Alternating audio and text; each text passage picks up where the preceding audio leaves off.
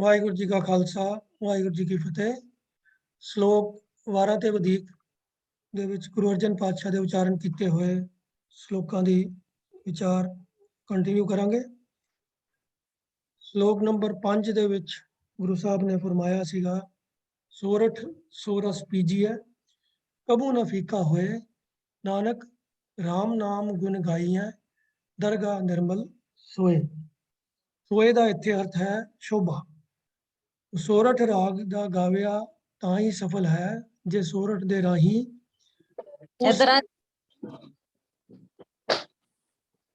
ਉਸ ਰਸ ਨੂੰ ਪੀਤਾ ਜਾਵੇ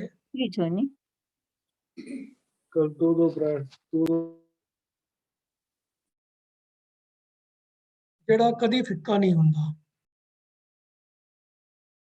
ਤੋ ਇਸ ਕਰਕੇ ਗੁਰੂ ਸਾਹਿਬ ਕਹਿੰਦੇ ਹਨ ਕਿ ਉਹ ਕੇਵਲ ਤੇ ਕੇਵਲ ਨਾਮ ਦਾ ਹੀ ਰਸ ਹੈ, ਜਿਹੜਾ ਰਸ ਕਦੀ ਫਿੱਕਾ ਨਹੀਂ ਹੁੰਦਾ। ਦੁਨਿਆਵੀ ਰਸ ਸਾਰੇ ਸਮੇਂ ਦੇ ਨਾਲ ਫਿੱਕੇ ਪੈ ਜਾਂਦੇ ਹਨ। ਇਸ ਲਈ ਪ੍ਰਭੂ ਦਾ ਨਾਮ ਹੀ ਸਿਮਰਨਾ ਚਾਹੀਦਾ ਹੈ, ਜਿਹਦੇ ਕਰਕੇ ਪ੍ਰਭੂ ਦੀ ਦਰਗਾਹ ਦੇ ਅੰਦਰ ਇਨਸਾਨ ਦੀ ਨਿਰਮਲ ਸ਼ੋਭਾ ਹੁੰਦੀ ਹੈ, ਭਾਵ ਉਸਨੂੰ ਆਦਰ ਸਤਿਕਾਰ ਮਿਲਦਾ ਹੈ। ਸ਼ਲੋਕ ਨੰਬਰ 6 ਦੇ ਵਿੱਚ ਗੁਰੂ ਸਾਹਿਬ ਫਰਮਾਉਂਦੇ ਹਨ ਕਿ ਜੋ ਪ੍ਰਭ ਰੱਖੇ ਆਪ ਤਿਨ ਕੋਏ ਨਾ ਮਾਰੀ, ਅੰਦਰ ਨਾਮ ਨਿਧਾਨ ਸਦਾ ਗੁਣ ਸਾਰੀ। ਏਕਾ ਟੇਕ ਅਗੰਮ ਮਨ ਤਨ ਪ੍ਰਭ ਧਾਰੀ, ਲੱਗਾ ਰੰਗ ਅਪਾਰ ਕੋ ਨਾ ਉਤਾਰੀ। ਗੁਰਮੁਖ ਹਰ ਗੁਣ ਗਾਏ ਸਹਿਜ ਸੁਖ ਸਾਰੀ, ਨਾਨਕ ਨਾਮ ਨਿਧਾਨ ਹਿਰਦੈ ਉਰ ਹਾਰੀ। ਜੋ ਪ੍ਰਭ ਰੱਖੇ ਆਪ ਤਿਨ ਕੋਏ ਨਾ ਮਾਰੇ। ਪ੍ਰਭ ਦੇ ਪੱਬੇ ਨੂੰ ਸਿਆਰੀ ਹੈ। ਪ੍ਰਭੂ ਨੇ, ਜਿਨ੍ਹਾਂ ਦੀ ਰੱਖਿਆ ਪ੍ਰਭੂ ਨੇ ਆਪ ਕੀਤੀ, ਜਿਨ੍ਹਾਂ ਨੂੰ ਪ੍ਰਭੂ ਨੇ ਆਪ ਰੱਖ ਲਿਆ। ਤਿਨ ਕੋਏ ਨਾ ਮਾਰੀ, ਉਹਨਾਂ ਨੂੰ ਕੋਈ ਨਹੀਂ ਮਾਰ ਸਕਦਾ, ਕੋਈ ਨਹੀਂ ਮਾਰਦਾ, ਨਾ ਮਾਰ ਸਕਦਾ ਹੈ। ਸੋ ਇਹ ਇਸ ਸਿਧਾਂਤ ਦੀ ਗੱਲ ਗੁਰੂ ਸਾਹਿਬ ਇੱਥੇ ਸਮਝਾ ਰਹੇ ਹਨ ਕਿ ਦੁਨੀਆ ਦੇ ਵਿੱਚ ਕੋਈ ਇਨਸਾਨ ਆਪਣੇ ਆਪ ਨੂੰ ਕਿੰਨਾ ਵੀ ਬਲਵਾਨ, ਕਿੰਨਾ ਵੀ ਸਮਰੱਥ ਸਮਝਦਾ ਹੋਵੇ, ਔਰ ਉਹਦੇ ਕੋਲ ਕਿੰਨੀ ਵੀ ਡਿਸਟਰਕਸ਼ਨ ਪਾਵਰ ਹੋਵੇ, ਜਿਸ ਦੀ ਰੱਖਿਆ ਪ੍ਰਭੂ ਕਰੇ ਉਹਨੂੰ ਕੋਈ ਨਹੀਂ ਮਾਰ ਸਕਦਾ। ਕੋਈ ਐਸੀਆਂ ਪੁਰਾਤਨ ਕਈ ਕਥਾਵਾਂ ਵੀ ਮਿਲਦੀਆਂ ਹਨ ਜਿਨ੍ਹਾਂ ਦੇ ਵਿੱਚ ਜਾਨਵਰਾਂ ਦੀਆਂ ਗੱਲਾਂ ਕਹਾਣੀਆਂ ਬਣਾ ਕੇ ਇਹੀ ਗੱਲ ਉਹਦੇ ਵਿੱਚ ਸਿੱਧ ਵੀ ਕੀਤੀ ਜਾਂਦੀ ਹੈ ਕਿ ਜਿਹਦੀ ਰੱਖਿਆ ਪ੍ਰਭੂ ਕਰੇ ਉਹਨੂੰ ਕੋਈ ਕਿਸੇ ਕਿਸਮ ਦਾ ਨੁਕਸਾਨ ਨਹੀਂ ਪਹੁੰਚ ਸਕਦਾ, ਭਾਵੇਂ ਮਲਟੀਪਲ ਸੋਰਸਿਸ ਤੋਂ ਉਹਨੂੰ ਖਤਰੇ ਆ ਰਹੇ ਹੋਣ। ਅਸੀਂ ਕੁਝ ਦੇਰ ਪਹਿਲਾਂ ਇੱਕ ਪ੍ਰੈਜੈਂਟੇਸ਼ਨ ਦੇ ਵਿੱਚ ਵੀ ਇਹ ਗੱਲ ਕੀਤੀ ਸੀ, ਜਿਹਦਾ ਟਾਈਟਲ ਸੀ ਮੈਨੂੰ ਕੀ, ਕਿ ਚੂਹਾ ਉੱਥੇ ਖਤਰੇ ਵਿੱਚ ਸੀਗਾ, ਕਿ ਕਿਸਾਨ ਨੇ ਪਿੰਜਰਾ ਲਿਆਂਦਾ ਸੀ ਚੂਹੇ ਨੂੰ ਫੜਨ ਵਾਸਤੇ। ਉਹਨੇ ਆਪਣੇ ਨਾਲ ਰਹਿਣ ਵਾਲੇ ਬੈਲ ਨਾਲ, ਸੂਰ ਦੇ ਨਾਲ ਤੇ ਹੋਰ ਮੁਰਗੇ ਦੇ ਨਾਲ, ਸਭ ਨਾਲ ਗੱਲ ਕੀਤੀ ਵੀ ਮੇਰੀ ਮਦਦ ਕਰੋ, ਪਿੰਜਰਾ ਆਇਆ ਹੈ ਮੈਨੂੰ ਫੜਨ ਵਾਸਤੇ, ਤੁਸੀਂ ਕੁਝ ਕਰੋ। ਤੇ ਉਹਨਾਂ ਕਿਹਾ ਸਾਨੂੰ ਕੀ ਬਈ, ਤੇਰੀ ਸਮੱਸਿਆ ਹੈ ਤੂੰ ਨਿਬੜ। ਪਰ ਬਚਣਾ ਉਹਨੇ, ਮਾਰਨਾ ਤੇ ਉਹਨੂੰ ਸੀਗਾ ਕਿਸਾਨ ਨੇ। ਪਰ ਹੋਇਆ ਕਿ ਪਿੰਜਰੇ ਦੇ ਵਿੱਚ ਸੱਪ ਦੀ ਪੂਛ ਫਸ ਗਈ। ਕਿਸਾਨ ਦੀ ਵਹੁਟੀ ਨੇ ਹਨੇਰੇ 'ਚ ਪਿੰਜਰਾ ਚੁੱਕਿਆ, ਸੱਪ ਨੇ ਉਹਨੂੰ ਡੰਗ ਮਾਰ ਦਿੱਤਾ, ਉਹ ਬਿਮਾਰ ਪੈ ਗਈ, ਜ਼ਹਿਰ ਚੜ ਗਿਆ। ਫਿਰ ਉਹਨੂੰ ਠੀਕ ਕਰਨ ਵਾਸਤੇ ਕਿਸਾਨ ਨੇ ਪਹਿਲਾਂ ਮੁਰਗੇ ਨੂੰ ਵੱਢਿਆ ਤੇ ਉਹਦਾ ਸੂਪ ਪਿਲਾਇਆ, ਉਹ ਨਹੀਂ ਠੀਕ ਹੋਈ, ਉਹਦਾ ਬੁਖਾਰ ਵੱਧਦਾ ਗਿਆ। ਉਹਦੇ ਘਰ ਪ੍ਰਾਹੁਣੇ ਆਉਂਦੇ ਰਹੇ, ਉਹਨਾਂ ਦੀ ਖਾਤਰ ਕਰਨ ਵਾਸਤੇ ਸੂਰ ਨੂੰ ਮਾਰ ਕੇ ਉਹਨਾਂ ਵਾਸਤੇ ਮੀਟ ਬਣਾਇਆ ਗਿਆ। ਉਹ ਫਿਰ ਮਰ ਗਈ ਤੇ ਹੁਣ ਸਾਰੀ ਬਰਾਦਰੀ ਇਕੱਠੀ ਹੋਈ ਤੇ ਉਹਨਾਂ ਦੇ ਭੋਜਨ ਵਾਸਤੇ ਫਿਰ ਬੈਲ ਨੂੰ ਵੀ ਮਾਰ ਕੇ ਤੇ ਉਹਦਾ ਮੀਟ ਖਵਾਇਆ ਗਿਆ। ਤੇ ਚੂਹਾ ਜਿਹੜਾ ਸੀ ਉਹ ਸਭ ਕੁਝ ਦੇਖਦਾ ਰਿਹਾ। ਤੋ ਜੇ ਬਚਣਾ ਸੀ ਤੇ ਚੂਹੇ ਨੇ, ਕਹਿ ਸਕਦੇ ਹਾਂ ਕਿ ਉਹਨੂੰ ਪ੍ਰਭੂ ਨੇ ਉਹਦੀ ਰੱਖਿਆ ਕੀਤੀ ਤੇ ਉਹਨੂੰ ਨਹੀਂ ਮਾਰ ਸਕਿਆ ਕੋਈ।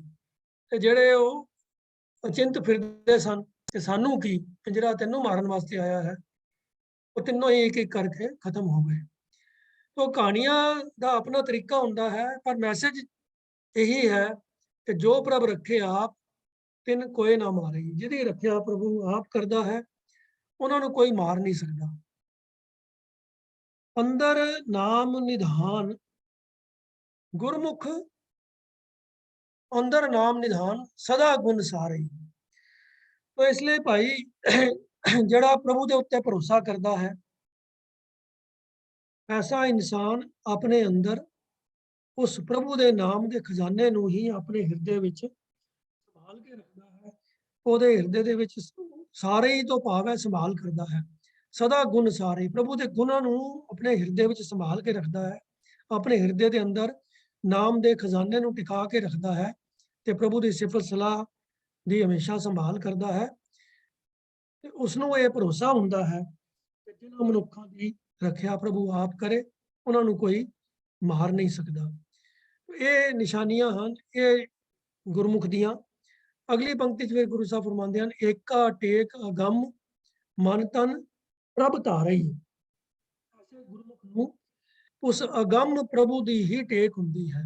ਉਹ ਅਗੰਮ, ਉਹ ਅਪਹੁੰਚ ਪ੍ਰਭੂ, ਜਿਹਦੇ ਤੱਕ ਕਿਸੇ ਦੀ ਪਹੁੰਚ ਨਹੀਂ ਹੈ, ਉਹਦੀ ਹੀ ਟੇਕ ਰੱਖਦਾ ਹੈ ਇਨਸਾਨ।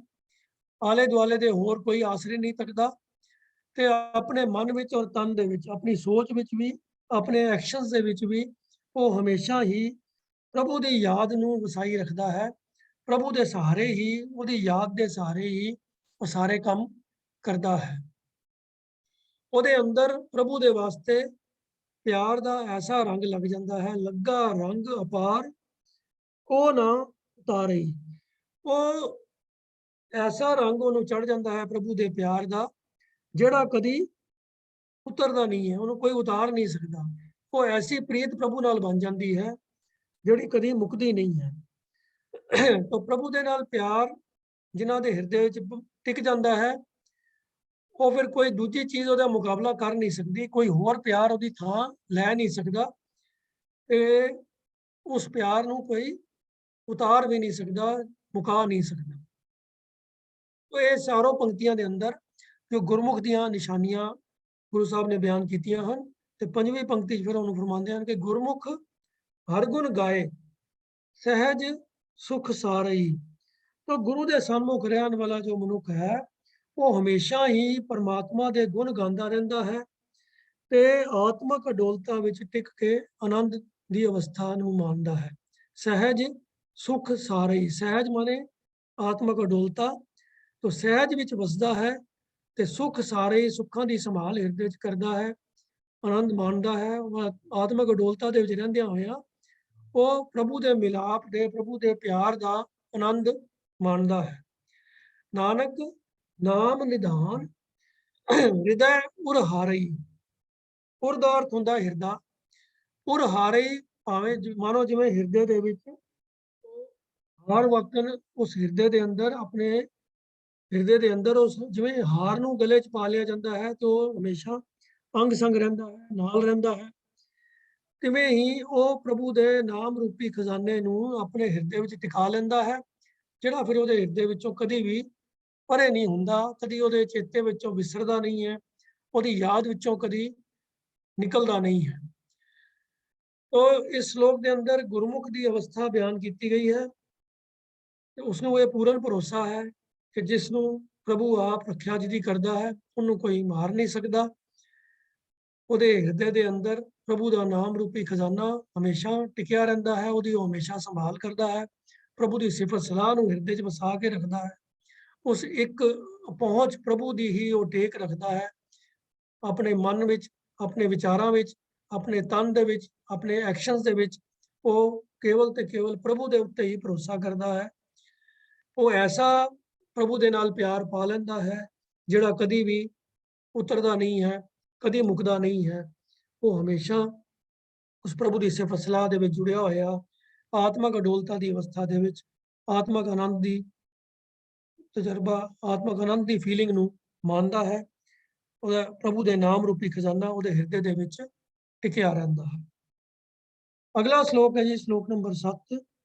ਕਰੇ ਸੁਚੰਗਾ ਮਾਨ ਦੁਈ ਗਨਤ ਲਾਏ, अपनी नदर निहाल आपे लहो लाए। जन देहो मति उपदेश विचों भरम जाए। जो धुर लिखिया लेख सोई सब कमाए। सब कछ तिसदै वस दूजी नाहे जाए। नानक सुख आनंद भये प्रभ की मन रजाए। ਤੇ ਭਾਈ ਜਿਹੜਾ ਕੰਮ ਪਰਮਾਤਮਾ ਕਰਦਾ ਹੈ ਉਸ ਕੰਮ ਨੂੰ ਚੰਗਾ ਸਮਝ। ਕਰੇ ਕੌਣ ਕਰੇ? ਪਰਮਾਤਮਾ। ਪ੍ਰਭੂ ਜੋ ਕਰੇ ਸੋ ਚੰਗਾ ਮਾਨ, ਉਹਨੂੰ ਚੰਗਾ ਮੰਨ, ਉਹਨੂੰ ਭਲਾ ਮੰਨ। ਕਿੰਤੂ ਪਰੰਤੂ ਨਾ ਕਰ, ਇਹ ਕਿਉਂ ਕਰ ਦਿੱਤਾ, ਉਹ ਕਿਉਂ ਕਰ ਦਿੱਤਾ। ਦੂਈ ਗਨਤ ਲਾਏ, ਦੂਜੀਆਂ ਗਿਣਤੀਆਂ ਮਿੰਤੀਆਂ ਹੋਰ ਫਿਕਰ ਸਾਰੇ ਲਾ ਦੇ, ਛੱਡ ਦੇ। ਆਪਣੀ ਸਿਆਣਪਾਂ ਨੂੰ ਵਰਤ ਕੇ ਇਨਸਾਨ ਕਈ ਤਰ੍ਹਾਂ ਦੀਆਂ ਘਾੜਤਾਂ ਕੱਢਦਾ ਹੈ, ਸੋਚਾਂ ਸੋਚਦਾ ਹੈ। ਇੰਝ ਨਹੀਂ ਸੀ ਹੋਣਾ ਚਾਹੀਦਾ। ਜੇ ਇੰਝ ਹੋ ਜਾਂਦਾ ਜਿਸ ਤਰ੍ਹਾਂ ਮੈਂ ਸੋਚਦਾ ਹਾਂ ਤੇ ਉਹ ਬਿਹਤਰ ਹੋਣਾ ਸੀ। ਜਿਵੇਂ ਹੋ ਰਿਹਾ ਹੈ ਉਹ ਚੰਗਾ ਨਹੀਂ ਹੈ। ਪਰ ਗੁਰੂ ਸਾਹਿਬ ਇੱਥੇ ਪ੍ਰੇਰਨਾ ਕਰ ਰਹੇ ਹਨ, ਸਮਝਾ ਰਹੇ ਹਨ ਕਿ ਕਰੇ ਸੋ ਚੰਗਾ ਮਾਨ। ਜੋ ਪ੍ਰਭੂ ਕਰ ਰਿਹਾ ਹੈ ਉਹਨੂੰ ਹੀ ਚੰਗਾ ਕਰਕੇ ਮੰਨ। ਦੂਈ ਗਣਤ, ਦੂਜੀ ਕੋਈ ਗਿਣਤੀ ਮਿੰਤੀ ਛੱਡ ਦੇ। ਆਪਣੀ ਸਿਆਣਪਾਂ, ਆਪਣੇ ਐਨਾਲਿਸਿਸ ਨੂੰ ਛੱਡ ਦੇ। ਜੋ ਪ੍ਰਭੂ ਨੇ ਕੀਤਾ ਹੈ ਉਹ ਚੰਗਾ ਹੀ ਹੈ। ਅੱਜ ਸਾਨੂੰ ਚੰਗਾ ਨਹੀਂ ਲੱਗ ਰਿਹਾ ਹੋਏਗਾ। ਬੜੇ ਲੋਕੀ ਹੁਣ ਅੱਜ ਸਵਾਲ ਕਰਦੇ ਆ ਕਿ ਰਸ਼ੀਆ ਨੇ ਯੂਕਰੇਨ ਤੇ ਹਮਲਾ ਕਰ ਦਿੱਤਾ ਹੈ, ਲੋਕਾਂ ਨੂੰ ਬੜੀ ਤਕਲੀਫ ਹੋ ਰਹੀ ਹੈ, ਕਈ ਫਸੇ ਹੋਏ ਹਨ, ਭੁੱਖੇ ਭਾਣੇ ਹਨ, ਬੰਕਰਾਂ ਦੇ ਵਿੱਚ ਰਹਿ ਰਹੇ ਹਨ, ਕਿਸੇ ਨੂੰ ਕੁਝ ਮਿਲ ਨਹੀਂ ਰਿਹਾ, ਦਵਾਈ ਨਹੀਂ ਮਿਲ ਰਹੀ, ਕਿਸੇ ਨੂੰ ਕੁਝ ਹੋਰ ਤਕਲੀਫ ਹੋ ਰਹੀ ਹੈ, ਆਪਣੇ ਘਰਾਂ ਤੋਂ ਪਰਿਵਾਰਾਂ ਤੋਂ ਲੋਕ ਵਿਛੜੇ ਹੋਏ ਹਨ। ਸਭ ਕੁਝ ਠੀਕ ਹੈ, ਫੈਕਟਸ ਹਨ। ਪਰ ਇਹ ਉਸ ਦੀ ਰਜ਼ਾ ਦੇ, ਜੋ ਉਸ ਦੀ ਖੇਡ ਦਾ ਹੀ ਹਿੱਸਾ ਹੈ। ਦੂਈ ਗਣਤ ਲਾਏ, ਦੂਜੀਆਂ ਗਿਣਤੀਆਂ ਮਿੰਤੀਆਂ ਛੱਡ ਦਿਓ। ਸੁਨਾਮੀ ਆਈ ਤਾਂ ਵੀ ਲੋਕਾਂ ਨੇ ਬੜੀਆਂ ਗੱਲਾਂ ਕੀਤੀਆਂ ਕਿ ਬਈ ਇਹ ਕਿਉਂ ਹੋਇਆ, ਐਵੇਂ ਬੇਕਸੂਰੇ ਲੋਕੀ ਮਾਰੇ ਗਏ, ਟੂਰਿਸਟ ਸੀਗੇ ਉਹ ਗਏ, ਉਹ ਉੱਥੇ ਮਾਰੇ ਗਏ। ਜੋ ਬਿਆਨ ਕਰ ਰਹੇ ਹਨ ਉਹ ਹੈ ਫੈਕਟ ਹੈ, ਉਹਦੇ 'ਚ ਕੋਈ ਗਲਤੀ ਨਹੀਂ ਹੈ। ਹੋਇਆ, ਸਭ ਕੁਝ ਹੋਇਆ, ਅਨੇਕਾਂ ਲੋਕੀ ਮਰੇ, ਅਨੇਕਾਂ ਲੋਕੀ ਰੋਜ਼ ਜੰਮਦੇ ਵੀ ਹਨ, ਅਨੇਕਾਂ ਲੋਕੀ ਰੋਜ਼ ਮਰਦੇ ਵੀ ਹਨ। ਕਰੋਨਾ ਵਾਇਰਸ ਆਇਆ ਤਾਂ ਵੀ ਲੱਖਾਂ ਲੋਕਾਂ ਦੀ ਮੌਤ ਹੋ ਚੁੱਕੀ ਹੈ। ਪਰ ਹੈ ਇਹ ਸਭ ਪ੍ਰਭੂ ਦੀ ਖੇਡ ਹੈ ਔਰ ਇਨਸਾਨ ਦੇ ਵਾਸਤੇ ਇਹੀ ਫਬਦਾ ਹੈ ਕਿ ਜੋ ਪ੍ਰਭੂ ਨੇ ਕੀਤਾ ਹੈ ਉਸਨੂੰ ਚੰਗਾ ਕਰਕੇ ਮੰਨ। ਆਪਣੀਆਂ ਗਿਣਤੀਆਂ ਮਿੰਤੀਆਂ, ਆਪਣੀਆਂ ਸਿਆਣਪਾਂ, ਜਿੰਨੀ ਕੋ ਸਾਡੀ ਲਿਮਿਟਿਡ ਨੌਲੇਜ ਹੈ, ਉਹਦੇ ਆਧਾਰ ਦੇ ਉੱਤੇ ਜੋ ਸਾਨੂੰ ਸਮਝ ਪੈਂਦੀ ਹੈ, ਉਹਦੇ ਸਹਾਰੇ ਕੋਈ ਵੱਖਰਾ ਕਨਕਲੂਜਨ ਕੱਢ ਕੇ ਅਸੀਂ ਪ੍ਰਭੂ ਦੇ ਕੀਤੇ ਹੋਏ ਨੂੰ ਗਲਤ ਨਹੀਂ ਕਹਿ ਸਕਦੇ। ਜੇ ਆਖੀਏ ਤਾਂ ਇਹ ਕਹਿਣਾ ਸਾਡੀ ਗਲਤੀ ਹੈ। ਸਾਡੀ ਹੈਸੀਅਤ ਕੀ ਹੈ, ਸਾਡੀ ਸੋਚ ਕਿੰਨੀ ਕੁ ਹੈ, ਉਹਦਾ ਅੰਦਾਜ਼ਾ ਤਾਂ ਅਸੀਂ ਥੋੜੀ ਦੇਰ ਪਹਿਲਾਂ ਦੇਖ ਹੀ ਆਏ ਹਾਂ। ਤਾਂ ਪ੍ਰਭੂ ਦੀ ਰਚਨਾ ਦਾ ਅਸੀਂ ਕਿਹੜਾ ਹਿੱਸਾ ਹਾਂ, ਕਿੱਥੇ ਖੜੇ ਹਾਂ ਅਸੀਂ, ਉਸ ਨੂੰ ਅਗਰ ਜੇ ਰਿਅਲਾਈਜ਼ ਕਰ ਲਈਏ ਤਾਂ ਪ੍ਰਭੂ ਦੇ ਕੀਤੇ ਹੋਏ ਨੂੰ ਕ੍ਰਿਟੀਸਾਈਜ਼ ਕਰਨ ਦੀ ਅਸੀਂ ਸੋਚ ਵੀ ਨਹੀਂ ਸਕਦੇ, ਸੋਚਣਾ ਵੀ ਨਹੀਂ ਚਾਹੀਦਾ। ਤਾਂ ਗੁਰੂ ਸਾਹਿਬ ਇਹੀ ਪ੍ਰੇਰਨਾ ਦੇ ਰਹੇ ਹਨ, ਕਰੇ ਸੋ ਚੰਗਾ ਮਾਨ, ਦੂਈ ਗਣਤ ਲਾਏ। ਪ੍ਰਭੂ ਦੇ ਅੱਗੇ ਤਾਂ ਬੇਨਤੀ ਹੀ ਕਰਨੀ ਬਣਦੀ ਹੈ, ਆਪਣੀ ਨਜ਼ਰ ਨਿਹਾਲ ਆਪੇ ਲਹੋ ਲਾਏ। हे ਪ੍ਰਭੂ ਜੀਓ, ਤੁਸੀਂ ਆਪ ਹੀ ਆਪਣੀ ਮਿਹਰ ਦੀ ਨਜ਼ਰ ਕਰਕੇ ਸਾਨੂੰ ਨਿਹਾਲ ਕਰ ਦਿਓ ਤੇ ਆਪਣੇ ਚਰਨਾਂ ਦੇ ਨਾਲ ਸਾਨੂੰ ਲਾ ਲਓ, ਆਪਣੇ ਨਾਲ ਜੋੜ ਲਓ। ਪ੍ਰਭੂ ਦੇ ਅੱਗੇ ਬੇਨਤੀ ਕਰਨੀ ਫਬਦੀ ਹੈ, ਸਾਡਾ ਫਰਜ਼ ਵੀ ਹੈ ਔਰ ਸਾਡੇ ਵਾਸਤੇ ਕਰਨ ਲਾਇਕ ਕੰਮ ਵੀ ਹੈ ਕਿ ਅਸੀਂ ਪ੍ਰਭੂ ਦੇ ਅੱਗੇ ਅਰਜ਼ੋਈ ਕਰੀਏ, ਅਰਦਾਸ ਕਰੀਏ ਕਿ ਪ੍ਰਭੂ ਜੀ ਸਾਡੇ ਉੱਤੇ ਆਪਣੀ ਮਿਹਰ ਦੀ ਨਜ਼ਰ ਕਰੋ, ਬਖਸ਼ਿਸ਼ ਕਰੋ, ਸਾਨੂੰ ਆਪਣੇ ਸੇਵਕ ਬਣਾ ਲਓ, ਆਪਣੇ ਚਰਨਾਂ ਨਾਲ ਜੋੜ ਲਓ। ਤੇ ਅਗਲੀ ਪੰਕਤੀ 'ਚ ਫਿਰ ਅੱਗੋਂ ਗੁਰੂ ਸਾਹਿਬ ਇਸੇ ਹੀ ਕੰਟੈਕਸਟ 'ਚ ਗੱਲ ਹੋਰ ਕਰਦੇ ਹਨ ਕਿ ਜਨ ਦੇਹੋ ਮਤੀ ਉਪਦੇਸ਼ ਵਿੱਚੋਂ ਭਰਮ ਜਾਏ। ਆਪਣੇ ਇਸ ਸੇਵਕ ਨੂੰ ਐਸੀ ਮਤ ਦਿਓ, ਐਸਾ ਉਪਦੇਸ਼ ਦਿਓ ਕਿ ਮਨ ਦੀ ਭਟਕਣਾ ਦੂਰ ਹੋ ਜਾਏ। ਜਿਹੜਾ ਸਾਡੇ ਮਨ ਵਿੱਚ ਭਰਮ ਪੈ ਜਾਂਦਾ ਹੈ, ਇਹ ਚੰਗਾ ਨਹੀਂ ਹੋ ਰਿਹਾ, ਇਹ ਹੋਰ ਬਿਹਤਰ ਹੋ ਸਕਦਾ ਸੀ, ਇਹ ਕਿਸੇ ਵੱਖਰੇ ਢੰਗ ਨਾਲ ਹੋਣਾ ਚਾਹੀਦਾ ਸੀ, ਇਹ ਮਨ ਦੇ ਭਰਮ ਹਨ ਸਾਡੇ। ਤੁਸੀਂ ਸਾਨੂੰ ਐਸੀ ਮਤ ਦਿਓ, ਐਸਾ ਉਪਦੇਸ਼ ਦਿਓ ਕਿ ਸਾਡਾ ਇਹ ਭਰਮ ਜਿਹੜਾ ਹੈ ਕੱਟਿਆ ਜਾਵੇ, ਸਾਨੂੰ ਸਮਝ ਆ ਜਾਵੇ ਕਿ ਜੋ ਪ੍ਰਭੂ ਕਰਦਾ ਹੈ ਉਹ ਚੰਗਾ ਹੀ ਕਰਦਾ ਹੈ। ਸਾਡੇ ਮਨ ਦਾ ਭਰਮ ਤਾਂ ਹੀ ਮਿਟੇਗਾ ਜੇ ਪ੍ਰਭੂ ਜੀ ਤੁਸੀਂ ਆਪ ਬਖਸ਼ਿਸ਼ ਕਰਕੇ ਸਾਨੂੰ ਐਸੀ ਸੁਚੱਜੀ ਮਤ ਦਿਓਗੇ, ਐਸੀ ਸਿੱਖਿਆ ਦਿਓਗੇ ਜਿਹਦੇ ਨਾਲ ਸਾਡੇ ਮਨ ਦਾ ਭਰਮ ਕੱਟਿਆ ਜਾਏਗਾ। ਜੇ ਅਸੀਂ ਆਪਣੀ ਅਕਲ ਦੇ ਸਹਾਰੇ ਹੀ ਗਿਣਤੀਆਂ ਮਿੰਤੀਆਂ ਕਰਦੇ ਰਵਾਂਗੇ ਤਾਂ ਅਸੀਂ ਫਿਰ ਇਹੋ ਜਿਹੀਆਂ ਗੱਲਾਂ ਕਰਦੇ ਹੀ ਰਵਾਂਗੇ। ਇਹ ਤੇ ਠੀਕ ਨਹੀਂ ਹੋਇਆ। ਜੋ ਮੈਂ ਆਖ ਰਿਹਾ ਹਾਂ ਉਹ ਤਰੀਕਾ ਬਿਹਤਰ ਸੀਗਾ, ਉਵੇਂ ਹੋਣਾ ਚਾਹੀਦਾ ਸੀ। ਪਰ ਗੁਰੂ ਸਾਹਿਬ ਸਾਨੂੰ ਜਾਚ ਸਿਖਾ ਰਹੇ ਹਨ ਕਿ ਪ੍ਰਭੂ ਦੇ ਅੱਗੇ ਹੀ ਬੇਨਤੀ ਕਰਨੀ ਬਣਦੀ ਹੈ। ਆਪਣੀ ਨਜ਼ਰ ਨਿਹਾਲ ਆਪੇ ਲਹਿਓ ਲਾਏ, ਜਨ ਦੇਹੋ ਮਤੀ ਉਪਦੇਸ਼ ਵਿੱਚੋਂ ਭਰਮ ਜਾਏ। ਸਾਡੇ ਮਨ ਦਾ ਭਰਮ ਤਾਂ ਹੀ ਕੱਟਿਆ ਜਾਏਗਾ ਜੇ ਤੁਸੀਂ ਆਪ ਬਖਸ਼ਿਸ਼ ਕਰਕੇ ਸਾਨੂੰ ਸੁਚੱਜੀ ਮਤ ਦੇਵੋਗੇ। ਅਗਲੀ ਪੰਕਤੀ 'ਚ ਗੱਲ ਹੋਰ ਖੋਲਦੇ ਹਨ, ਜੋ ਧੁਰ ਲਿਖਿਆ ਲੇਖ ਸੋਈ ਸਭ ਕਮਾਏ। ਪਰ ਜਿਹੜੇ ਗੱਲਾਂ ਕਰ ਰਹੇ ਹਨ ਦੂਜੀਆਂ ਗਿਣਤੀਆਂ ਮਿੰਤੀਆਂ ਕਰਕੇ, ਜਿਹੜੇ ਸੋਚ ਰਹੇ ਹਨ ਨਹੀਂ ਮੇਰੀ ਸੋਚ ਚੰਗੀ ਹੈ ਇਹ ਵੀ ਉਸ ਪਰਮਾਤਮਾ ਦੀ ਹੀ ਖੇਡ।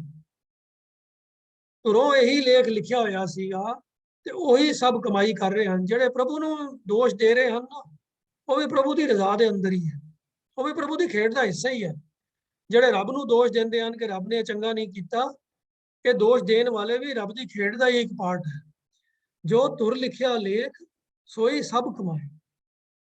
ਪ੍ਰਭੂ ਨੇ ਉਹਨਾਂ ਦੇ ਲੇਖ ਵਿੱਚ ਇਹ ਗੱਲ ਲਿਖ ਦਿੱਤੀ ਸੀ ਕਿ ਉਹ ਪ੍ਰਭੂ ਨੂੰ ਹੀ ਦੋਸ਼ ਦੇਣ, ਤੇ ਬੰਦੇ ਉਹੀ ਕਮਾਈ ਕਰਦੇ ਜਾ ਰਹੇ ਹਨ। ਪਰ ਉਹ ਰਿਅਲਾਈਜ਼ ਨਹੀਂ ਕਰ ਪਾ ਰਹੇ ਕਿ ਸਭ ਕੁਛ ਤਿਸ ਦਾ ਵਸ ਦੂਜੀ ਨਾ ਹੈ ਜਾਏ। ਹੋਰ ਕੋਈ ਦੂਸਰੀ ਜਗ੍ਹਾ ਹੈ ਹੀ ਨਹੀਂ ਹੈ। ਕਿਸੇ ਦੂਜੇ ਕੋਲ ਜਾ ਕੇ ਕੰਪਲੇਂਟ ਕਰੀਏ ਰੱਬ ਦੀ, ਬਈ ਰੱਬ ਨੇ ਠੀਕ ਨਹੀਂ ਕੀਤਾ ਤੇ ਇਹ ਤੂੰ ਦੂਜੇ ਨੰਬਰ ਦੇ ਰੱਬ ਜਾਂ ਦੂਜੇ ਸ਼ੈਤਾਨ ਜਾਂ ਕੋਈ ਹੋਰ ABCD, ਤੂੰ ਇਹ ਰੱਬ ਨੂੰ ਕਰੈਕਟ ਕਰ ਦੇ, ਉਹਨੂੰ ਠੀਕ ਕਰ ਦੇ। ਰੱਬ ਤੋਂ ਬਾਹਰ ਤਾਂ ਕੁਝ ਹੈ ਹੀ ਨਹੀਂ, ਸਭ ਕੁਝ ਤਿਸ ਦੇ ਵਸ। ਤੋ ਇਹ ਜਿਹੜੇ ਬੰਦੇ ਰੱਬ ਨੂੰ ਗਲਤ ਕਹਿ ਰਹੇ ਹਨ, ਰੱਬ ਨੂੰ ਮੱਤਾਂ ਦੇਣ ਦੀ ਆਪਣੇ ਵੱਲੋਂ ਕੋਸ਼ਿਸ਼ ਕਰ ਰਹੇ ਹਨ, ਉਹ ਐਕਚੁਅਲੀ ਰਿਅਲਾਈਜ਼ ਨਹੀਂ ਕਰ ਪਾ ਰਹੇ ਕਿ ਸਭ ਕੁਝ ਤਿਸ ਦੇ ਵਸ ਦੂਜੀ ਨਾ ਹੈ ਜਾਏ। ਤੇ ਉਹਦੇ ਤੋਂ ਬਾਹਰ ਤਾਂ ਕੁਝ ਹੈ ਹੀ ਨਹੀਂ। ਹੁਕਮੇ ਅੰਦਰ ਸਭ ਕੋ ਬਾਹਰ ਹੁਕਮ ਨਹੀਂ ਹੈ। ਪਰ ਜੋ ਕਰ ਰਹੇ ਹਨ ਹੈ ਉਹ ਵੀ ਰੱਬ ਦੀ ਖੇਡ ਦਾ ਹੀ ਪਾਰਟ ਹੈ। ਜੋ ਧੁਰ ਲਿਖਿਆ ਲੇਖ ਸੋਈ ਸਭ ਕਮਾਏ। ਤੋ ਜਿਹੜੇ ਰੱਬ ਨੂੰ ਗਾਲਾਂ ਕੱਢਦੇ ਨੇ ਨਾ, ਉਹ ਵੀ ਰੱਬ ਦੀ ਰਜ਼ਾ ਦੇ ਅੰਦਰ ਹੀ ਹਨ, ਉਹਦੇ ਖੇਡ ਦਾ ਹਿੱਸਾ ਹਨ। ਜਿਹੜੇ ਰੱਬ ਦੀ ਸਿਫਤ ਸਲਾਹ ਕਰਦੇ ਨੇ ਉਹ ਵੀ ਰੱਬ ਦੀ ਰਜ਼ਾ ਦੇ ਅੰਦਰ ਹਨ। ਇਹ ਹੈ ਉਹਦੀ ਖੇਡ। ਸਭ ਕੁਛ ਤਿਸ ਦੇ ਵਸ ਦੂਜੀ ਨਾਹੀਂ ਜਾਏ। ਨਾਨਕ ਸੁਖ ਆਨੰਦ ਭਏ ਪ੍ਰਭ ਕੀ ਮਨ ਰਜ਼ਾਏ। ਪਰ ਆਤਮਿਕ ਅਡੋਲਤਾ ਆਨੰਦ ਦੀ ਅਵਸਥਾ ਉਹਨਾਂ ਨੂੰ ਹੀ ਪ੍ਰਾਪਤ ਹੁੰਦੀ ਹੈ ਜਿਹੜੇ ਪ੍ਰਭੂ ਦੀ ਰਜ਼ਾ ਨੂੰ ਮੰਨ ਲੈਂਦੇ ਹਨ। ਕਰੇ ਸੋ ਚੰਗਾ ਮਾਨ ਦੂਈ ਗਨਤ ਲਾਏ। ਜਿਹੜੇ ਇਸ ਉਪਦੇਸ਼ ਨੂੰ ਮੰਨ ਕੇ ਅਪਣਾ ਲੈਂਦੇ ਹਨ, ਪ੍ਰਭੂ ਦੀ ਰਜ਼ਾ ਨੂੰ ਮੰਨ ਲੈਂਦੇ ਹਨ, ਉਹਨਾਂ ਦੇ ਹਿਰਦੇ ਦੇ ਵਿੱਚ ਫਿਰ ਆਤਮਿਕ ਆਨੰਦ ਦੀ ਅਵਸਥਾ ਬਣ ਜਾਂਦੀ ਹੈ। ਉਹ ਉਹਨਾਂ ਦੇ ਅੰਦਰ ਸੁੱਖ ਤੇ ਆਨੰਦ ਬਣਿਆ ਰਹਿੰਦਾ ਹੈ ਜਿਹੜੇ ਪ੍ਰਭੂ ਦੀ ਰਜ਼ਾ ਨੂੰ ਮੰਨ ਲੈਂਦੇ ਹਨ। ਜਿਹੜੇ ਆਪਣੀ ਸਿਆਣਪਾਂ ਦੇ ਵਿੱਚ ਗੱਲਾਂ ਕਰਦੇ ਰਹਿੰਦੇ ਹਨ, ਇਹ ਨਹੀਂ ਚੰਗਾ ਹੋਇਆ, ਉਹ ਨਹੀਂ ਚੰਗਾ ਹੋਇਆ, ਫਿਰ ਉਹ ਕਲਪਦੇ ਰਹਿੰਦੇ ਹਨ, ਦੁਖੀ ਹੁੰਦੇ ਰਹਿੰਦੇ ਹਨ ਤੇ ਮਨ ਉਹਨਾਂ ਦਾ ਭਟਕਦਾ ਰਹਿੰਦਾ ਹੈ। ਪਰ ਉਹ ਵੀ ਸਿੱਧੇ ਰਾਹ ਆ ਸਕਦੇ ਹਨ, ਉਹਨਾਂ ਦੀ ਵੀ ਕਲਿਆਣ ਹੋ ਸਕਦੀ ਹੈ, ਉਹ ਵੀ ਆਨੰਦ ਦੀ ਅਵਸਥਾ ਪ੍ਰਾਪਤ ਕਰ ਸਕਦੇ ਹਨ ਜੇ ਪ੍ਰਭੂ ਦੀ ਅੱਗੇ ਉਹ ਬੇਨਤੀ ਕਰਨ ਸਿੰਸੀਅਰਿਟੀ ਦੇ ਨਾਲ ਕਿ ਜਨ ਦੇਹੋ ਮਤੀ ਉਪਦੇਸ਼ ਵਿੱਚੋਂ ਭਰਮ ਜਾਏ। ਜੇ ਉਹਨਾਂ ਦੇ ਮਨ ਦੀ ਵੀ ਭਟਕਣਾ ਖਤਮ ਹੋ ਜਾਏਗੀ ਤਾਂ ਫਿਰ ਆਤਮਿਕ ਅਡੋਲਤਾ ਦੀ ਔਰ ਸੁਖ ਆਨੰਦ ਦੀ ਅਵਸਥਾ ਉਹਨਾਂ ਨੂੰ ਵੀ ਪ੍ਰਾਪਤ ਹੋ ਜਾਏਗੀ। ਹੋਏਗੀ ਤਾਂ ਹੀ ਕਿ ਆਪਣੀ ਨਜ਼ਰ ਨਿਹਾਲ ਆਪੇ ਲਹਿਓ ਲਾਏ। ਪ੍ਰਭੂ ਆਪ ਬਖਸ਼ਿਸ਼ ਕਰਕੇ ਜਿਨ੍ਹਾਂ ਦੇ ਉੱਤੇ ਨਜ਼ਰ ਕਰਦਾ ਹੈ, ਆਪਣੇ ਚਰਨਾਂ ਦੇ ਨਾਲ ਜੋੜ ਲੈਂਦਾ ਹੈ, ਆਪਣੀ ਰਜ਼ਾ ਦੇ ਵਿੱਚ ਜਿਨ੍ਹਾਂ ਨੂੰ ਚੱਲਣ ਦੀ ਜਾਚ ਬਖਸ਼ ਦਿੰਦਾ ਹੈ, ਜਿਨ੍ਹਾਂ ਨੂੰ ਉਹਦੀ ਰਜ਼ਾ ਵਿੱਚ ਤੁਰਨਾ ਨਸੀਬ ਹੋ ਜਾਂਦਾ ਹੈ, ਸਮਝ ਆ ਜਾਂਦੀ ਹੈ ਜਿਨ੍ਹਾਂ ਨੂੰ, ਨਾਨਕ ਸੁਖ ਆਨੰਦ ਭਏ ਪ੍ਰਭ ਕੀ ਮਨ ਰਜ਼ਾਏ। ਰਜ਼ਾ ਮੰਨ ਕੇ ਹੀ ਸੁਖ ਤੇ ਆਨੰਦ ਦੀ ਪ੍ਰਾਪਤੀ ਹੁੰਦੀ ਹੈ। ਅਡੋਲਤਾ, ਆਤਮਿਕ ਅਡੋਲਤਾ ਦੀ ਅਵਸਥਾ ਤਾਂ ਹੀ ਬਣਦੀ ਹੈ ਜੇ ਉਹਦੀ ਰਜ਼ਾ ਨੂੰ ਮੰਨਿਆ ਜਾਵੇ। ਪਰ ਇਹ ਰਜ਼ਾ ਮੰਨਣੀ ਵੀ ਉਹਨਾਂ ਦੇ ਵੱਸ ਦੀ ਗੱਲ ਬਣਦੀ ਹੈ ਜਿਨ੍ਹਾਂ ਦੇ ਉੱਤੇ ਪ੍ਰਭੂ ਆਪ ਆਪਣੀ ਮਿਹਰ ਦੀ ਨਜ਼ਰ ਕਰਕੇ ਆਪਣੇ ਨਾਲ ਲਾ ਲੈਂਦਾ, ਆਪਣੇ ਚਰਨਾਂ ਦੇ ਨਾਲ ਜੋੜ ਲੈਂਦਾ ਹੈ। ਤੇ ਜਿਹੜੇ ਉਹਦੀ ਰਜ਼ਾ ਵਿੱਚ ਜੁੜਦੇ ਹਨ, ਇਹ ਵੀ ਪ੍ਰਭੂ ਦੀ ਬਖਸ਼ਿਸ਼ ਦੀ ਨਿਸ਼ਾਨੀ ਹੈ। ਤੇ ਜਿਹੜੇ ਨਹੀਂ ਜੁੜਦੇ, ਭਟਕਦੇ ਫਿਰਦੇ ਹਨ, ਇਹ ਵੀ ਉਸਦੀ ਖੇਡ ਦਾ ਹੀ ਹਿੱਸਾ ਹਨ। ਇਹ ਵੀ ਉਹਦੀ ਰਜ਼ਾ ਦੇ ਵਿੱਚ ਹੀ ਭਟਕ ਰਹੇ ਹਨ। ਅਗਲਾ ਸ਼ਲੋਕ ਨੰਬਰ ਜੀ 8 ਹੈ। ਗੁਰਪੂਰਾ ਜਿਨ ਸਿਮਰਿਆ ਸੇਈ ਭਏ ਨਿਹਾਲ नानक नाम आराधना कारज आवे रास। पूरा गुरु ਜਿਹੜਾ ਪ੍ਰਭੂ ਦੇ ਨਾਲ ਅਭੇਦ ਹੈ। ਪੂਰਾ ਗੁਰੂ ਕਿਹੜਾ ਹੈ? ਜਿਹੜਾ ਆਪ ਪ੍ਰਭੂ ਦੇ ਨਾਲ ਜੁੜਿਆ ਹੋਇਆ ਹੈ ਤੇ ਹੋਰਾਂ ਨੂੰ ਵੀ ਪ੍ਰਭੂ ਦੇ ਨਾਲ ਜੋੜਦਾ ਹੈ। ਉਹ ਐਸੇ ਪੂਰੇ ਗੁਰੂ ਨੂੰ ਜਿਹੜੇ ਸਿਮਰਦੇ ਹਨ, ਭਾਵ ਜਿਹੜੇ ਗੁਰੂ ਦੀ ਐਸੇ ਗੁਰੂ ਦੀ ਸਿੱਖਿਆ ਨੂੰ ਆਪਣੇ ਧਿਆਨ ਵਿੱਚ ਰੱਖਦੇ ਹਨ, ਉਹ ਸਿੱਖਿਆ ਨੂੰ ਜੀਵਨ ਵਿੱਚ ਅਪਣਾ ਲੈਂਦੇ ਹਨ। ਗੁਰੂ ਨੂੰ ਸਿਮਰਨਾ ਕੀ ਹੈ? ਇਹ ਨਹੀਂ ਵੀ ਅਸੀਂ ਕਹੀਏ ਵੀ ਅਸੀਂ ਗੁਰੂ ਨਾਨਕ ਦੇਵ ਜੀ ਨੂੰ ਸਿਮਰਨਾ ਹੈ ਤੇ ਅਸੀਂ ਨਾਨਕ ਨਾਨਕ ਨਾਨਕ ਨਾਨਕ ਦੀ ਮਾਲਾ ਫੇਰਨੀ ਸ਼ੁਰੂ ਕਰ ਦਈਏ। ਇਹ ਸਿਮਰਨ ਨਹੀਂ ਹੈ। ਗੁਰੂ ਨਾਨਕ ਨੂੰ ਸਿਮਰਨਾ ਹੈ ਗੁਰੂ ਨਾਨਕ ਦੀ ਸਿੱਖਿਆ ਨੂੰ ਸਿਮਰਨਾ। ਤੇ ਸਿੱਖਿਆ ਨੂੰ ਸਿਮਰਨਾ ਕੀ ਹੈ? ਸਿੱਖਿਆ ਦੀ ਵਿਚਾਰ ਸਮਝ ਕੇ ਕਰਕੇ ਉਹਨੂੰ ਜੀਵਨ ਵਿੱਚ ਅਪਣਾ ਲੈਣਾ, ਉਸ ਮੁਤਾਬਕ ਕਰਮ ਕਰਨੇ, ਇਹ ਗੁਰੂ ਨਾਨਕ ਨੂੰ ਸਿਮਰਨਾ ਹੈ। तो गुर पूरा जिन सिमरिया सेई भये निहाल, वो निहाल हो जाते हैं। निहाल का जो अखरी अर्थ है वो तो यह है भी प्रसन्न हो जाते हैं, खुश हो जाते हैं, सुखी हो जाते हैं। पर यह निहाल लफज अपने आप एक कंप्लीट सैटिस्फैक्शन की अवस्था को बयान करता है, जिदे विच कभी फिर ब्रेक आती नहीं है। आनंद की अवस्था का सूचक है निहाल। असीं आम शब्दावली अपने विच कई बार वरत लेंदे हां लफज बई निहाल हो गए। कई लोगों का यह भी हुंदा भी खाना खांदे हन, उन्होंने पूछो भी अच्छा फुलका होर लाओगे? नहीं जी बस शुक्र है निहाल। भाई कहना तो उन्होंने यही हुंदा भी असीं रज गए हैं, पर वो रजेवा तो टैंपरेरी हुंदा है ना, 2-4 घंटे बाद फिर भुख लग जाएगी, 6 घंटे बाद लग जाएगी। तो निहाल ऐसी अवस्था की सूचक है जिहड़ी अवस्था फिर कभी वापस थल्ले उतरती नहीं है। वो ऐसे आनंद की सूचना देती है जिस अवस्था तो फिर वापसी नहीं होती। तो गुर पूरा जिन सिमरिया सही भये निहाल, वो ऐसी विस्माद की आनंद की अवस्था को प्राप्त कर लेंदे हैं जिहड़े पूरे गुरु नूं सिमरदे हैं, भाव पूरे गुरु की दिती हुई सिक्ख्या नूं हमेशा याद रख के और सारे जीवन की कारक उहदे अनुसार ही करते हैं। तो इसलिए गुरु साहब कहते हैं नानक नाम आराधना कारज आवे रास। गुरु के उपदेश की जो सब तो प्रमुख जो कार है, जो करने वाली गल है, वो है नाम आराधना।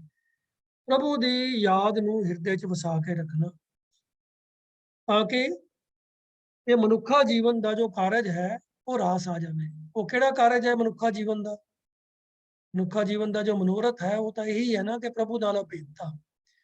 ਤੇ ਪ੍ਰਭੂ ਦੇ ਨਾਲ ਇੱਕ ਮਿਕ ਤਾਂ ਹੀ ਹੋਏਗਾ, ਕਾਰਜ ਤਾਂ ਹੀ ਰਾਸ ਹੋਏਗਾ ਜੇ ਉਹਦੀਆਂ ਸਿਫਤਾਂ, ਉਹਦੀਆਂ ਵਡਿਆਈਆਂ ਦੇ ਨਾਲ ਅਸੀਂ ਸਾਂਝ ਪਾਵਾਂਗੇ ਤੇ ਉਹਨਾਂ ਗੁਣਾਂ ਨੂੰ ਆਪਣੇ ਜੀਵਨ ਦੇ ਅੰਦਰ ਅਸੀਂ ਵੀ ਪ੍ਰਾਪਤ ਕਰਦੇ ਰਵਾਂਗੇ। ਉਹ ਸਾਡੇ ਜੀਵਨ ਦਾ ਵੀ ਹਿੱਸਾ ਬਣਦੀਆਂ ਰਹਿਣਗੀਆਂ।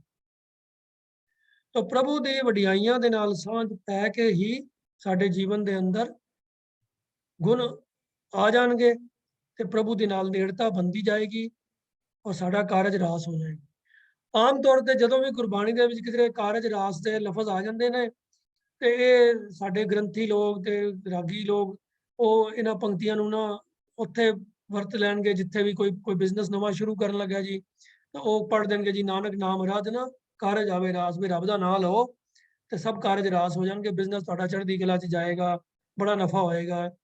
ये या जिहड़ा काम करन लगे हो, जिवें रिश्ता करन लगे हो, कुड़माई करन लगे हो, कारज आवे रास। ब्याह करन लगे हो, कारज आवे रास। वो कारज उन्हां नूं सिर्फ दुनियावी कारज ही नजर आते हैं, पर गुरु साहब जिस कारज की गल करते हैं वो है मनुखा जीवन का कारज, जो है मनुखा जीवन का असल मनोरथ। वो है इक्को एक मनोरथ है, इक्को एक कारज है, वो है प्रभु के नाल अभेदता हासिल करनी, प्रभु दे विच लीन हो जाना। वो कारज तां ही रास आएगा जे प्रभु की सिफतां दे नाल जुड़ांगे, उहदी वडियाइयां दे नाल जुड़ांगे। अगले श्लोक विच हुण जिहड़े इस गल नूं नहीं समझदे ते मन दे मगर तुरदे हन, उहनां दी गल करदे हन।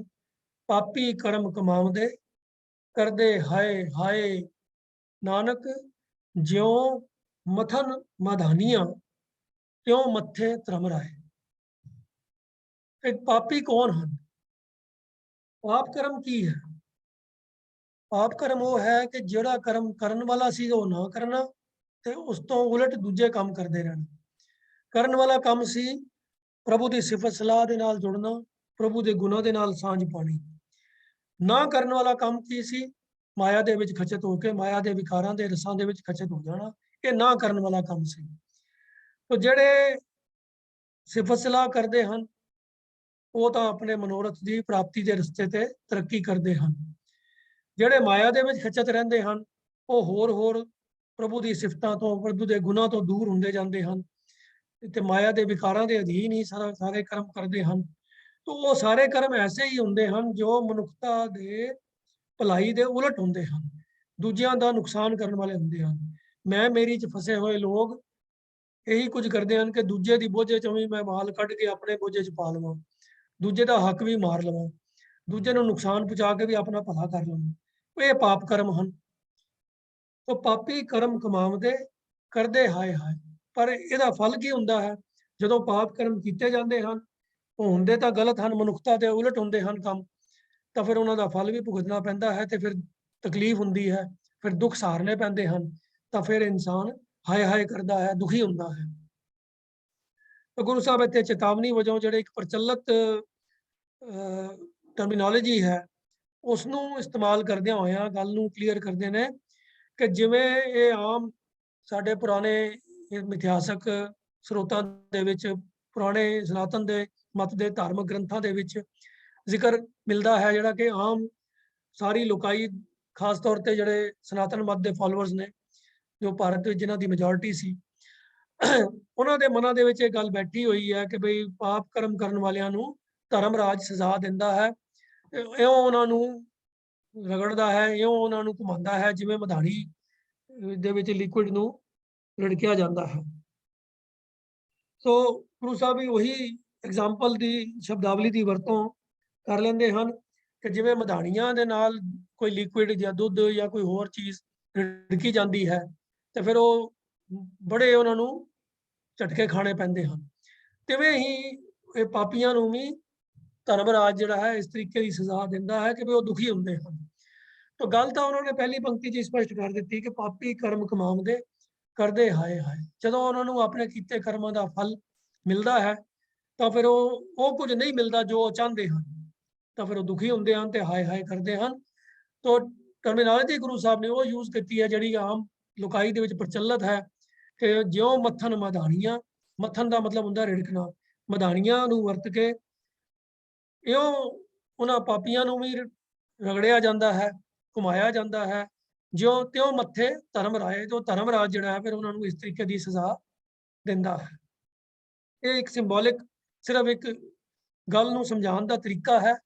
ਧਰਮ ਰਾਜ ਕਿੱਥੇ ਰਹਿੰਦਾ ਹੈ, ਕੀ ਕਰਦਾ ਹੈ, ਕੀ ਉਹਦਾ ਡਿਊਟੀਆਂ ਨੇ, ਇਹ ਸਭ ਗੱਲਾਂ ਜੋ ਕੇਵਲ ਪ੍ਰਚਲਿਤ ਹਨ, ਗੁਰੂ ਸਾਹਿਬ ਸਿਰਫ ਉਹਨਾਂ ਦਾ ਇਸਤੇਮਾਲ ਕਰ ਰਹੇ ਹਨ।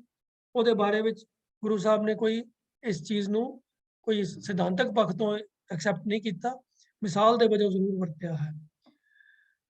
ਅਗਲੇ ਸ਼ਲੋਕ ਵਿੱਚ ਗੁਰੂ ਸਾਹਿਬ ਕਹਿੰਦੇ ਹਨ, ਨਾਮ ਧਿਆਇਨ ਸਾਜਨਾ ਜਨਮ ਪਦਾਰਥ ਜੀਤ, ਨਾਨਕ ਧਰਮ ਐਸੇ ਚਵੈ ਕੀਤੋ ਭਵਨ ਪੁਨੀਤ। ਹੁਣ ਇੱਕ ਚੀਜ਼ ਦਾ ਧਿਆਨ ਰੱਖਣ ਦੀ ਜ਼ਰੂਰਤ ਹੈ ਕਿ ਜਿਹੜਾ ਪਿਛਲੇ ਸ਼ਲੋਕ ਵਿੱਚ ਧਰਮ ਰਾਏ ਆਇਆ ਹੈ ਉਹਦਾ ਇਸ਼ਾਰਾ ਤਾਂ ਧਰਮਰਾਜ ਵੱਲ ਹੈ, ਜਿਹੜਾ ਮਿਥਿਹਾਸਕ ਹਸਤੀ ਹੈ। ਜਿਹੜਾ ਇਸ ਸ਼ਲੋਕ ਦੇ ਅੰਦਰ ਆਇਆ ਹੈ ਨਾਨਕ ਧਰਮ ਐਸੇ ਚਵੈ, ਉਹ ਇਸ ਧਰਮ ਰਾਜ ਵੱਲ ਇਸ਼ਾਰਾ ਨਹੀਂ ਕਰਦਾ। ਇੱਥੇ ਧਰਮ ਦੀ ਗੱਲ ਵਾਸਤੇ ਹੈ, ਕਿਉਂਕਿ ਅੱਗੇ ਲਫ਼ਜ਼ ਹਨ ਚਵੈ। ਚਵੈ ਦਾ ਅਰਥ ਹੁੰਦਾ ਹੈ ਬੋਲਣਾ, ਉਚਾਰਨ ਕਰਨਾ, ਭਾਵ ਧਰਮ ਦੀ ਗੱਲ ਕਰਨੀ। ਧਰਮ ਦੀ ਗੱਲ ਕਿਹੜੀ ਹੈ? ਧਰਮ ਦੀ ਗੱਲ ਤੇ ਉਹੀ ਹੈ ਨਾ ਜੋ ਅਸੂਲ ਦੀ ਗੱਲ ਹੈ, ਜੋ ਫਰਜ਼ ਦੀ ਗੱਲ ਹੈ, ਜੋ ਡਿਊਟੀ ਹੈ ਇਨਸਾਨ ਦੀ, ਉਹ ਗੱਲ। ਤੇ ਇਨਸਾਨ ਦੀ ਡਿਊਟੀ ਕੀ ਹੈ? ਪ੍ਰਭੂ ਦੀ ਸਿਫਤ ਸਲਾਹ, ਪ੍ਰਭੂ ਦੇ ਗੁਣਾਂ ਦੀ ਸਾਂਝ ਕਰਨੀ, ਪ੍ਰਭੂ ਦੇ ਗੁਣ ਗਾਣੇ, ਇਹ ਇਨਸਾਨ ਦੀ ਡਿਊਟੀ ਹੈ। ਜਿਵੇਂ ਗੁਰੂ ਤੇਗ ਬਹਾਦਰ ਪਾਤਸ਼ਾਹ ਕਹਿੰਦੇ ਹਨ ਕਿ ਗੁਣ ਗੋਬਿੰਦ ਗਾਇਓ ਨਹੀਂ ਜਨਮ ਅਕਾਰਤ ਕੀ, ਕਿ ਜਨਮ ਦਾ ਕਾਰਜ ਹੀ ਕਿਹੜਾ ਹੈ? ਗੁਣ ਗੋਬਿੰਦ ਗਾਣੇ। ਤੋ ਗੱਲ ਵੀ ਇੱਥੋਂ ਸ਼ੁਰੂ ਕੀਤੀ ਗੁਰੂ ਸਾਹਿਬ ਨੇ, ਨਾਮ ਧਿਆਇਨ ਸਾਜਨਾ ਜਨਮ ਪਦਾਰਥ ਜੀਤ। ਜਿਹੜੇ ਸੱਜਣ ਪੁਰਸ਼, ਜਿਹੜੇ ਚੰਗੇ ਭਲੇ ਇਨਸਾਨ ਪ੍ਰਮਾਤਮਾ ਦਾ ਨਾਮ ਸਿਮਰਦੇ ਹਨ, ਉਹ ਇਸ ਕੀਮਤੀ ਮਨੁੱਖਾ ਜੀਵਨ ਦਾ ਜੋ ਪਦਾਰਥ ਹੈ, ਜੋ ਉਹਨਾਂ ਨੂੰ ਦਾਤ ਵਜੋਂ ਮਿਲਿਆ ਹੈ, ਮਨੁੱਖਾ ਜਨਮ, ਉਸ ਨੂੰ ਜਿੱਤ ਲੈਂਦੇ ਹਨ। ਜਿੱਤ ਲੈਣ ਤੋਂ ਭਾਵ ਕੀ ਹੈ ਕਿ ਵੀ ਉਹ ਇਹਦਾ ਜੋ ਪਰਪਸ ਸੀਗਾ ਉਹ ਅਚੀਵ ਕਰ ਲੈਂਦੇ ਹਨ, ਸਫਲਤਾ ਮਿਲ ਜਾਂਦੀ ਉਹਨਾਂ ਨੂੰ। ਉਹ ਜਿਸ ਮਕਸਦ ਵਾਸਤੇ ਪ੍ਰਭੂ ਨੇ ਇਹ ਮਨੁੱਖਾ ਜਨਮ ਦਿੱਤਾ ਸੀ ਉਸ ਨੂੰ ਉਹ ਅਚੀਵ ਕਰ ਲੈਂਦੇ ਹਨ। ਕੌਣ? ਜਿਹੜੇ ਨਾਮ ਨੂੰ ਧਿਆਉਂਦੇ ਹਨ, ਜਿਹੜੇ ਪ੍ਰਭੂ ਦੀ ਸਿਫਤ ਸਲਾਹ ਦੇ ਵਿੱਚ ਜੁੜਦੇ ਹਨ। ਨਾਮ ਧਿਆਇਨ ਸਾਜਨਾ ਜਨਮ ਪਦਾਰਥ ਜੀਤ। ਤੇ ਕਰਦੇ ਕੀ ਹਨ ਉਹ? ਨਾਨਕ ਧਰਮ ਐਸੇ ਚਮੈ। ਇੱਥੇ ਧਰਮ ਤੋਂ ਭਾਵ ਹੈ ਪ੍ਰਭੂ ਦੇ ਸਿਫਤ ਸਲਾਹ ਦੇ, ਪ੍ਰਭੂ ਦੀ ਵਡਿਆਈਆਂ ਦੇ ਬੋਲ, ਜੋ ਉਹਨਾਂ ਦੀ ਡਿਊਟੀ ਹੈ ਪ੍ਰਭੂ ਦੀ ਸਿਫਤ ਸਲਾਹ ਦੇ ਨਾਲ ਆਪਣੇ ਆਪ ਨੂੰ ਜੋੜਨਾ। ਤੇ ਉਹ ਕੇਵਲ ਪ੍ਰਭੂ ਦੀ ਸਿਫਤ ਦੇ ਬੋਲ ਹੀ ਐਸੇ ਚਮੈ, ਇਸ ਤਰ੍ਹਾਂ ਬੋਲਦੇ ਹਨ ਕਿ ਉਹਦਾ ਰਿਜ਼ਲਟ ਕੀ ਹੁੰਦਾ ਹੈ? ਕੀਤੋ ਭਵਨ ਪੁਨੀਤ। ਕਿ ਜਿੱਥੇ ਉਹ ਰਹਿ ਰਹੇ ਹੁੰਦੇ ਹਨ, ਉਹ ਥਾਂ, ਉਹ ਟਿਕਾਣਾ, ਉਹ ਸਥਾਨ, ਉਹ ਬਿਲਡਿੰਗ ਜਿਵੇਂ ਕਹਿ ਲਓ, ਜਾਂ ਉਹ ਘਰ, ਜਾਂ ਜੇ ਦੁਨੀਆ ਸਾਰੀ ਤੱਕ ਜਿੱਥੇ ਜਿੱਥੇ ਵੀ ਉਹਨਾਂ ਦਾ ਇਨਫਲੂਐਂਸ ਹੈ, ਉਹ ਆਪਣੇ ਆਲੇ ਦੁਆਲੇ ਨੂੰ ਵੀ ਪਵਿੱਤਰ ਕਰ ਲੈਂਦੇ ਹਨ। ਪੁਨੀਤ ਤੋਂ ਭਾਵ ਪਵਿੱਤਰ। ਤੋ ਜਿਹੜੇ ਇਨਸਾਨ ਪ੍ਰਭੂ ਦੀ ਸਿਫਤ ਸਲਾਹ ਦੇ ਨਾਲ ਜੁੜਦੇ ਹਨ, ਪ੍ਰਭੂ ਦਾ ਨਾਮ ਧਿਆਉਂਦੇ ਹਨ, ਉਹਦੇ ਗੁਣਾਂ ਦਾ ਬਖਿਆਨ ਕਰਦੇ ਹਨ। ਨਾਨਕ ਧਰਮ ਐਸੇ ਚਮੈ, ਇਸ ਤਰ੍ਹਾਂ ਉਚਾਰਨ ਕਰਦੇ ਹਨ, ਬੋਲਦੇ ਹਨ। ਉਹ ਕੀ ਕਰਦੇ ਹਨ? ਕੀਤੋ ਭਵਨ ਪੁਨੀਤ। ਉਹ ਆਪਣੇ ਆਲੇ ਦੁਆਲੇ ਨੂੰ, ਆਪਣੇ ਸਫੀਅਰ ਆਫ ਇਨਫਲੂਐਂਸ ਨੂੰ ਪਵਿੱਤਰ ਕਰਦੇ। ਜਿੱਥੇ ਜਿੱਥੇ ਵੀ ਉਹਨਾਂ ਦਾ ਪ੍ਰਭਾਵ ਪੈਂਦਾ ਹੈ, ਉਸ ਸਭ ਨੂੰ ਉਹ ਪਵਿੱਤਰ ਕਰ ਦਿੰਦੇ ਹਨ। ਭਾਵ ਸਭ ਦੇ ਉੱਪਰ ਉਹ ਐਸਾ ਪ੍ਰਭਾਵ ਪਾ ਦਿੰਦੇ ਹਨ ਕਿ ਸੁਣਨ ਵਾਲੇ ਵੀ ਪ੍ਰਭੂ ਦੀ ਸਿਫਤਾਂ ਦੇ ਨਾਲ ਜੁੜ ਜਾਂਦੇ ਹਨ, ਤਾਂ ਉਹ ਵੀ ਪਵਿੱਤਰ ਹੋ ਜਾਂਦੇ ਹਨ। ਤਾਂ ਜਿੱਥੇ ਕਿਤੇ ਵੀ ਉਹਨਾਂ ਗੁਰਮੁਖਾਂ ਦਾ ਪ੍ਰਭਾਵ ਤੱਕ ਜਾਂਦਾ, ਜਿੱਥੇ ਤੱਕ ਵੀ ਉਹਨਾਂ ਦਾ ਪ੍ਰਭਾਵ ਜਾਂਦਾ ਹੈ, ਉਹ ਭਵਨ ਪਵਿੱਤਰ ਹੋ ਜਾਂਦਾ ਹੈ। ਜਿਹੜੇ ਨਾਮ ਧਿਆਉਂਦੇ ਹਨ, ਉਹ ਆਪਣਾ ਜੀਵਨ ਤਾਂ ਸਫਲ ਕਰ ਹੀ ਲੈਂਦੇ ਹਨ। ਨਾਮ ਧਿਆਨ ਸਾਜਨਾ ਜਨਮ ਪਦਾਰਥ ਜੀਤ। ਆਪਣੇ ਮਨੁੱਖਾ ਜੀਵਨ ਦਾ ਮਕਸਦ ਤਾਂ ਉਹ ਪੂਰਾ ਜਿੱਤ ਲੈਂਦੇ ਹਨ, ਪਦਾਰਥ ਸਫਲ ਹੋ ਜਾਂਦੇ ਹੈ ਜੀਵਨ ਉਹਨਾਂ ਦਾ। ਪਰ ਜਦੋਂ ਆਪਣੇ ਜੀਵਨ ਵਿੱਚ ਰਹਿੰਦਿਆਂ ਹੋਇਆਂ ਧਰਮ ਦੀ ਗੱਲ ਮੁੱਖੋਂ ਵੀ ਉਚਾਰਦੇ ਹਨ, ਦੂਜਿਆਂ ਤੱਕ ਪਹੁੰਚਾਉਂਦੇ ਹਨ, ਤਾਂ ਉਹ ਆਪਣੇ ਆਲੇ ਦੁਆਲੇ ਨੂੰ ਵੀ ਪਵਿੱਤਰ ਕਰ ਦਿੰਦੇ ਹਨ। ਇਸ ਤਰੀਕੇ ਦੇ ਨਾਲ ਜਿੱਥੇ ਤੱਕ ਵੀ ਉਹਨਾਂ ਦਾ ਪ੍ਰਭਾਵ ਹੁੰਦਾ ਹੈ, ਉਹ ਲੋਕ ਵੀ, ਉਹਨਾਂ ਦਾ ਆਲਾ ਦੁਆਲਾ ਵੀ ਸਾਰਾ ਪਵਿੱਤਰ ਹੋ ਜਾਂਦਾ ਹੈ। ਆਪ ਤਾਂ ਉਹ ਉਤਰਦੇ ਹੀ ਹਨ, ਦੂਜਿਆਂ ਨੂੰ ਵੀ ਤਾਰ ਲੈਂਦੇ ਹਨ, ਦੂਜਿਆਂ ਨੂੰ ਵੀ ਪਵਿੱਤਰ ਕਰ ਲੈਂਦੇ ਹਨ। तो अज के विचार ਨੂੰ ਇੱਥੇ ਹੀ ਸਮਾਪਤ ਕਰਦੇ ਹਾਂ ਜੀ। ਹੋਈਆਂ ਭੁੱਲਾਂ ਦੀ ਖਿਮਾ। ਵਾਹਿਗੁਰੂ ਜੀ ਕਾ ਖਾਲਸਾ, ਵਾਹਿਗੁਰੂ ਜੀ ਕੀ ਫਤਿਹ।